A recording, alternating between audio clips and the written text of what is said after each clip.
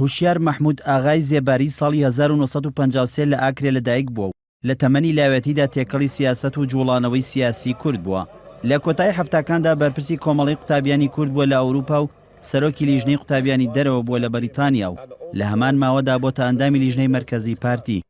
هوشیار زێباری خاڵی مەسعود بارزانی سەرۆکی پارتی دیموکراتی کوردستانە و واتە برای حەمایلخانی هاوسەری مستەفا بارزانیە کە ساڵی 2011 کۆچی دوایی کرد.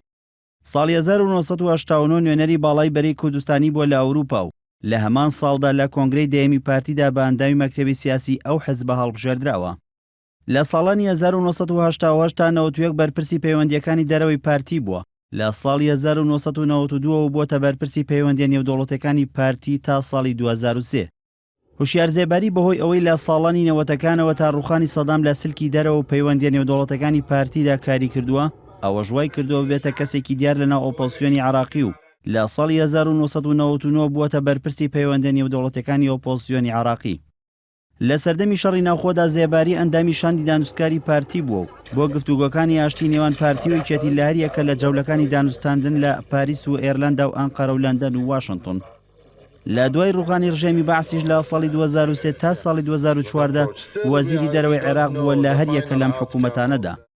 لە 3 ئەیلولی 2003 تا 27 حوزەیرانی 2004 لە سەردەمی ئەنجومەنی حکومدا بۆ یەکەم جار بووە بە وەزیری دەرەوەی عێراق.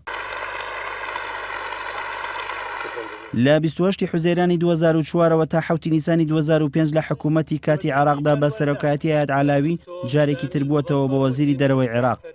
لە 3 ئایاری 2005 تا 20 ئایاری 2006 لە حکوومەتی گواستنەوەدا بە سەرۆکایەتی برایم جعفەری جارێکی تر کرایەوە بە وەزیری دەرەوەی عێراق. لە ساڵی 2006ەوە تا ساڵی 2010 لە یەکەم حکوومەتی هەڵبژێردراوی دەستوری بە سەرۆکایەتی نوری مالیکی هوشیار زێباری پۆستی وەزارەتی دەرەوەی وەرگرتەوە.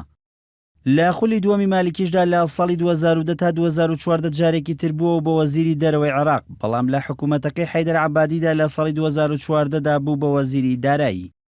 هوشیار زێباری لە مووسڵ خوێندوێتی و ساڵی 1976 لە زانکۆی ئوردن بڕوانامەی بەکالۆرۆسی لە کۆمەڵناسیدا بەدەستهێناوە و ساڵی 1989 لە زانکۆی ئیسێکسی بەریتانی بڕوانامی ماستەری لە کۆمەڵناسی و گەشەپێدان بەدەستهێناوە.